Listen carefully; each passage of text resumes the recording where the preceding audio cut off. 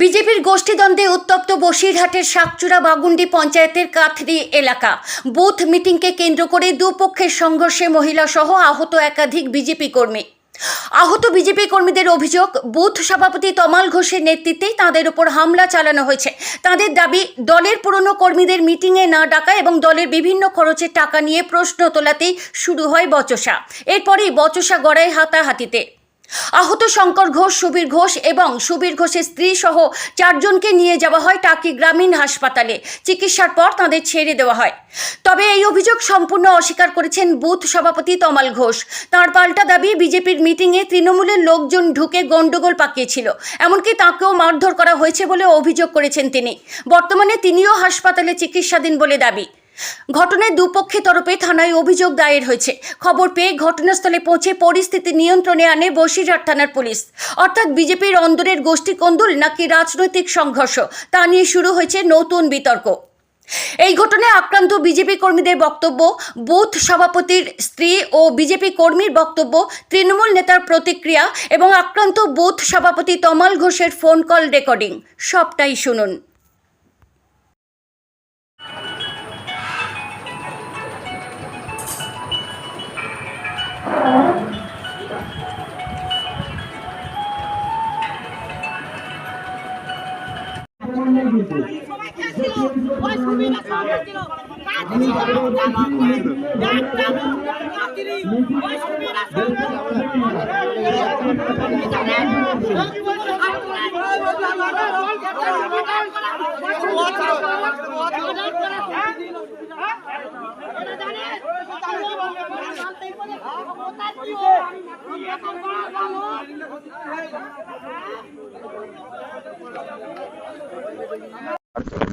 আমি আজকে একটা ওই যে ঘর এসছে না, ঘরের মিটিং ডেকেছিলাম সারা গ্রামের মানুষকে দেবো বলে। হ্যাঁ, সারা মানুষকে আমাদের মন্ডল প্রেসিডেন্ট ঘরের স্লিপ দিয়েছিল। বললো কাকে কি ঘর দেবো হবে তমালদা, যেন ন্যায্য মানুষ পায় সেরকম করে। হ্যাঁ, তো আমি মিটিং ডেকে দিয়েছিলাম সারা গ্রামের মানুষকে। দেওয়ার পরে কিছু টিএমসি দুষ্কৃতিকারী আমার উপরে এসে বলে আমাদেরকে মিটিং এ রাখবি না, এ করবি না। বলছি তাহলে তো আমাকে পার্টি বাদ দিয়ে দেবে, আমার তো পার্টি ঘোষণা দেয়নি। এবার কেউ ওখানে মিটিং এর উপরে এসে আমার মন্ডল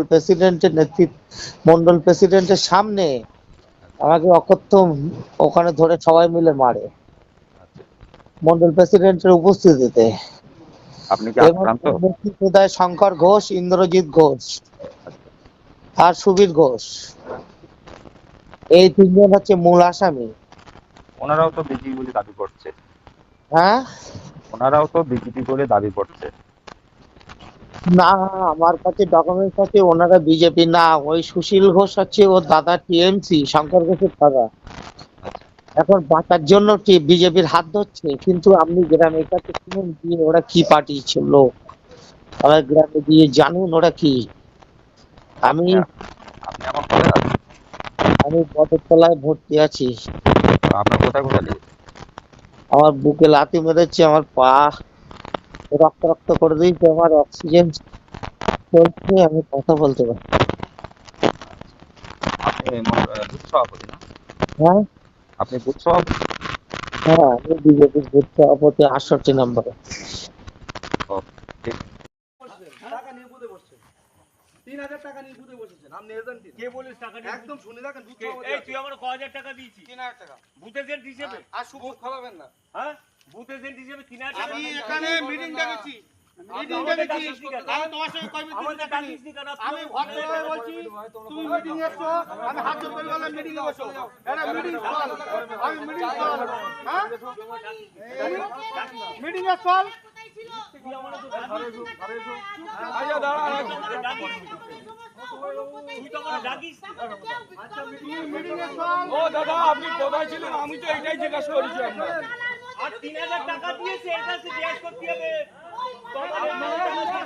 আরে ওখানে মিটিং হচ্ছে, আমরা গেছি। এইবার এই শঙ্কর ঘোষ যে আসে, এইবার ভোটের আগে কেউ দেয়াল লেখার জন্য একটা মানুষ ছিল না, এবং ওই পতাকাগুলো যেগুলো টানানো ব্যানারগুলো একটা লোক ছিল না। ওই সুবীর ঘোষ আর শঙ্কর ঘোষ ওরাই টানায়, কেউ বেরোয় না। এইবার এখন ওখানে জিজ্ঞাসা করছে যে কে একটা যেন শঙ্কর ঘোষকে হেঁকে দিচ্ছে, যাও তুমি যাও, এখানে তোমার কে আনতিস কেন, ও কে মানে এই জায়গায় এই ভোটে দাঁড়ানোর, এই ভোটে যখন পতাকা টানায় আর এই দেয়ালে লেখে সুবীর আর শঙ্কর ছাড়া কাতিরি গ্রামে একটা লোক বেরোয়নি। এমনকি ওদের সাঁকচুরো থেকেও পর্যন্ত ওদের মানে হয়েছে যে ওরা ভোটের পরে ওদের দেখে নেবে, তারপরে ওদের জীবনের ঝুঁকি নিয়ে ওরা দেয়াল লেখে এবং আমরা পতাকাটা টানায়। হ্যাঁ, এখন ওদের হেঁকে দিচ্ছে, এবার তাই সেই এবার ওই বললে হেঁকে দিচ্ছে, এবার ওদের হেঁকে দিচ্ছে, যাও যাও তোমরা কে। আরে ওরা কে মানে ওরাই কে, তোমরা কোথায় ছিলে, তোমরা এতদিন কোথায় ছিলে, তোমাদের তো কারো দেখা ছিল না। তোমরা যদি মানে এতদিন থাকতে তাহলে ওই সূর্য ব্যানার্জি কেন হেরে গেল, তোমরা এখন যে সবাই দেখাচ্ছ আমরা সব বিজেপির লোক, তাহলে সূর্য ব্যানার্জি কেন হেরে গেল। হ্যাঁ, সুবীর ঘোষ আর শঙ্কর ঘোষ দেয়াল লেখানো আর পতাকা টানানো সব কাজ ওরাই করেছে, কেউ ছিল না সামনে। তারপরে এই এক কথা দু কথা বলতে বলতে এইবার সুবীরের গলা টিপি ধরে, সুবীর আমার স্বামী। এবার আমি যেহেতু থাকার যাই, এবার সুবীরেরই ধরে ওর তো নাকে মুখে ঘুষি মারে, চড় মারে, মাটিতে ফেলে দেয়, তারপরে গলা টিপি ধরে এবং ওরে আমি থাকাতে যাই, দেই আমার চুলির মুঠো ধরে এরকম নুরু করে গালে মুখে চড় মারে, কাদায় ঠুসি দেয়, এই সমস্ত গায়ে হাত পায়ে সব আমার কাদা টাদা লেগেছে। হ্যাঁ, এইরকম এখন আমরা চাচ্ছি যেটা মানে সত্যি যেটা হবার সেটা যেন হয়। হ্যাঁ হ্যাঁ, আমরা অভিযোগ করব, কারণ বিনা কারণে যারা আমরা মানে ভোটের আগের থেকে আমরা মানে সেই বিজেপির জন্য আমরা পাঁচিল ভেঙেছে, ওই বিজেপিতে থাকে বলে ওই বিজেপির জন্য আমার 2 লাখ টাকার পাঁচিল ভেঙেছে, ওই রাস্তা করতে যেয়ে ওই তমাল ভেঙেছে, ওই তমাল ওই সাঁকারি পাড়া সবাই।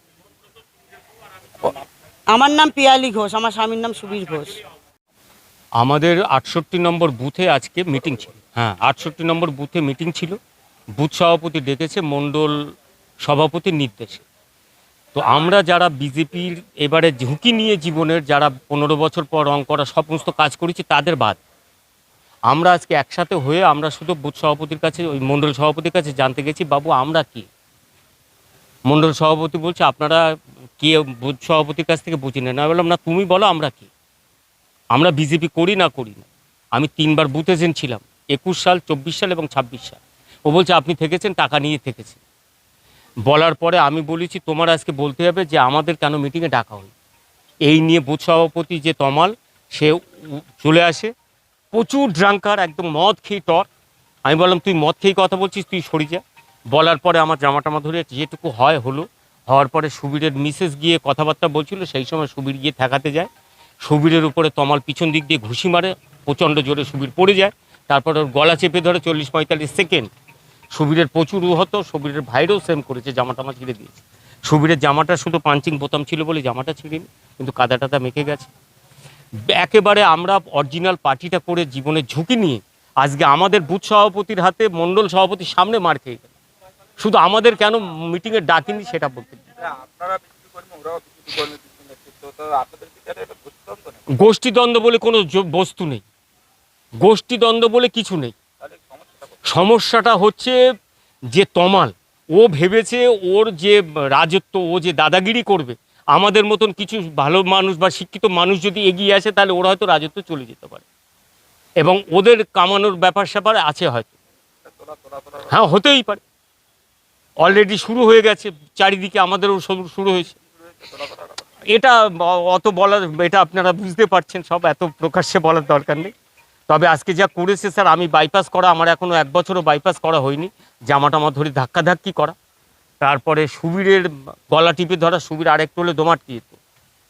সুবীরের প্রচণ্ড করেছে, সুবীরের ভাই সুব্রত তারও জামাটামা ছিঁড়ে দিয়েছে, বৌমার।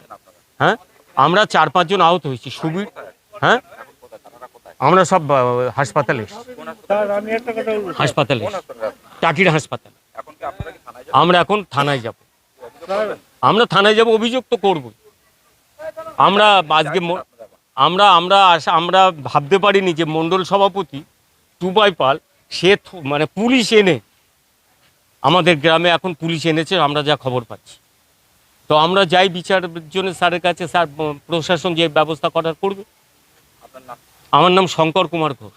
আমি ওই বুথে 21, 24 এবং 26 সালের বিজেপির বুথে যে এবং 15 বছর পর এবছর প্রথম দেওয়াল চুনকাম করা থেকে শুরু করে সমস্ত কাজ আমি আর শুরু। আমার কোনো পদ, অফিসিয়াল পদ নেই। ওটা তো পদ তো ওরা নিজেদের লোক রেখেছে টাকা খাওয়ার জন্য। কিছু কিছু বুথ মণ্ডল সভাপতি নিজেদের লোক বসিয়েছে টাকা খাওয়ার জন্য। বুথ খরচ দেখা যাচ্ছে 15,000, 3,000 দিয়েছে, বাদবাকি টাকা ভাগজাত করে খেয়েছে। এইরকমই পদ। হ্যাঁ, আমার নাম শঙ্কর কুমার ঘোষ, 68 নম্বর বুথ এজেন্ট। আর আমি পার্টি সবাই, আমার সবাই চেনে, অ্যাকচুয়ালি বিজেপি যারা করে মোটামুটি সবাই চেনে। ফেসবুকে আমি প্রচুর সক্রিয়। এখানে ওই একটা বিজেপির মিটিং হচ্ছিল, শান্তিপূর্ণভাবেই হচ্ছিল জিনিসটা। কতগুলো লোক এসে, যেমন শঙ্কর ঘোষ, সুবীর ঘোষ, তপন ঘোষ, আরও অনেকে, একটা মেয়ে ছেলে ছিল, মেয়ে ছেলের নামটা জানি না, এসে এবার হুজ্জতি আরম্ভ করলো। এবার আমার স্বামী তমাল ঘোষ মারপিট, ওকেই মারলো, বুকে লেগেছে, পায়ে লেগেছে, মাথায় লেগেছে, বিভিন্ন জায়গায় চোট পেয়েছে। এবার ওকে বাদ দিতে হবে দল থেকে, ওদের নিতে হবে। এবার সবাই বলছে তোরা থাক তোদের মতো, না একে বাদ দিতে হবে এরমভাবে। আর এদের মূল হচ্ছে, এদের মাথার হচ্ছে ইন্দ্রজিৎ ঘোষ, এদেরকে পুরো খ্যাপিয়ে তোলার মূল। তারা আগে একটা সময় টিএমসিই করতো, টিএমসির এক প্রকার দালাল বললেও চলে। এখন বিজেপি করে না, বিজেপি প্রথম থেকেই করছে। বুথ সভাপতি 68 নম্বর বুথের বুথ সভাপতি তমাল ঘোষ, একে তাড়াতে হবে। যে এদের কথা যে কোনো প্রকারে একে তাড়াতে হবে। না, ওরা কোনো দিনই বিজেপি ছিল না। এখন বিজেপি সরকারে এসেছে, তাই এবার একে তাড়িয়ে ওরা বসবে। হ্যাঁ, খেয়েছে, মাথায় লেগেছে, বুকে লেগেছে। আমরা চাইছি একটা বিচার হোক।